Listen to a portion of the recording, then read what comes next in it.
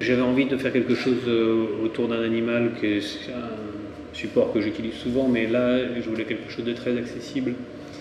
Donc les gens puissent identifier assez facilement un endroit à une image figurative. Et je voulais en même temps que cette image ait une fonction de point de repère, mais aussi d'abri.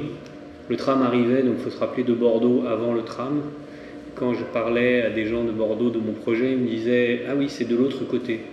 Alors que pour moi, en regardant un plan de la ville, je voyais la place Stalingrad comme un endroit quasiment central. Le but, c'était un peu que ce soit le centre-ville qui soit au bout de ce pont, et pas la place Stalingrad qui soit au bout de ce pont. C'est-à-dire d'inverser un petit peu le propos.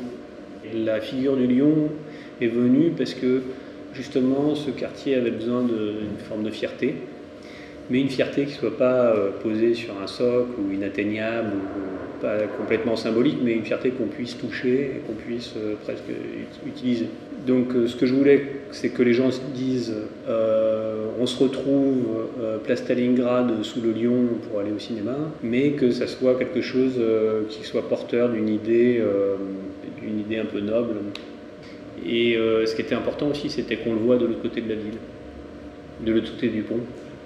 Je pense que c'est important quand même qu'il ait cette position un peu presque héroïque, un peu désuète en même temps.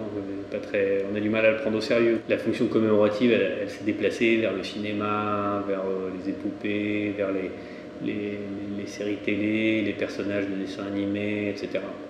Les mythes et la commémoration sont déplacés vers ça. Donc on n'a plus de monuments aux morts, on n'a plus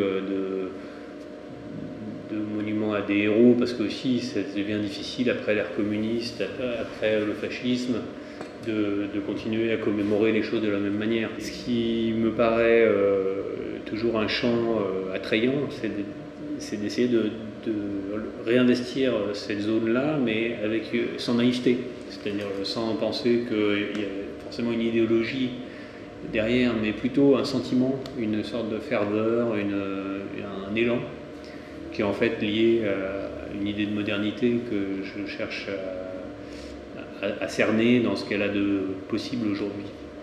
La monochromie implique la question de la couleur. C'est-à-dire que quand on fait quelque chose de plusieurs couleurs, on a beaucoup moins de questions sur le choix des couleurs que si on n'en choisit qu'une seule. Je voulais contrebalancer cet aspect un peu autoritaire du lion, cet aspect un peu désuet et martial, avec une couleur qui comportait une certaine douceur, une certaine intégration dans l'environnement.